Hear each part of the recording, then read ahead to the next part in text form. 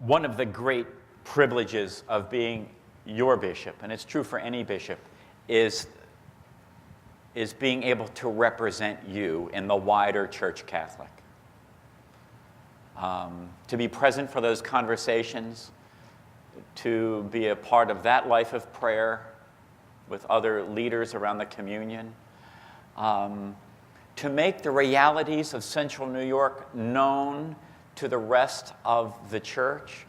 There are other dioceses that share our realities here in Central New York, our demographics, our struggles, our hopes, our dreams. But I remember, for instance, way back at the beginning of my episcopate, is that when I was going around visiting seminaries and talking, I would always ask to be able to meet with the dean of a seminary. And my question, and they said, oh, here he comes. But one of my questions always is, how are you preparing people for the church of this age? Because it was always my frustration that as wonderful as my seminary experience was, and it was wonderfully formative, I really felt like our seminaries were continuing to prepare people for a church that no longer existed. And so the good news is that most of our seminaries, if not all of them, are openly embracing those questions. And I wasn't the only one asking that question, but I was certainly one of the most persistent ones, and would raise those issues on the floor of the House of Bishops on a regular basis. And so being a part of the larger church in that way. I have to say it was a little strange when I was in England in 2008 for the Lambeth Conference and had some person at Canterbury call me "my lord." I mean, that's not my self-concept. The other piece is that looking at Bishop Catherine, some of you know I served on that search committee that brought those candidates to the Episcopal Church back in 2005.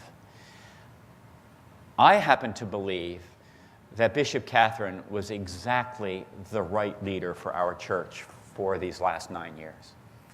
The Holy Spirit was very, very good to us in that particular regard.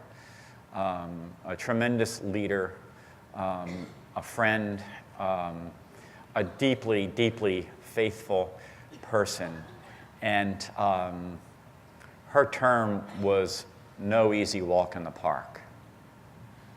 And I think a part of what we did as bishops was continually support her so that she knew that she was not alone in that walk.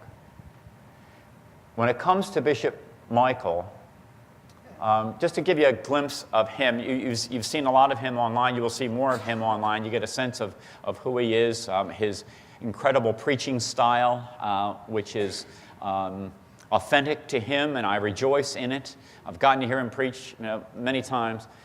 But two things that happened at the election, I think, that I would just say about him. And by the way, I think he is the exactly right person for this next season in the life of our church. I love the idea of the Jesus movement, because that's really what it's about. When we were at St. Mark's Cathedral in Salt Lake City and had just voted, and the tellers came back to give us the result, and I'm a terrible prognosticator, but I got that one right. First ballot. I was sitting on the right side of the aisle. He was sitting about 2 rows behind me over here. And when Bishop Catherine came in to announce that there had been an election and that Bishop Michael was our presiding bishop-elect, and of course, what does everybody do? They all turn, right, towards that person. And he's sitting there with this look on his face, and the first words out of his mouth were, "What do I do now?" We'll help you with that. We'll help you with that. But I love that about him.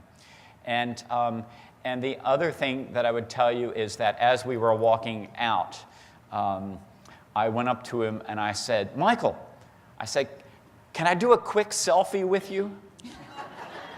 And his response was, "You can do a slow selfie if you want." Oh, that's nice. The House of Bishops is filled with deeply faithful people. All across the spectrum of theological approach, opinion, life circumstance, there are great differences between our dioceses. Huge differences. Some with tons of monetary resources, big staffs. And then we have dioceses like ours. And then we have dioceses that have 24 parishes, 36 parishes. They're very different in the way that they need to be governed and the gifts that are called forth in those individual circumstances. That fellowship, I've developed lifelong friends in the House of Bishops. And one of the things I can say about us is that we are there for each other. And we call each other and say, all right, this is what's going on here. Help me think this through.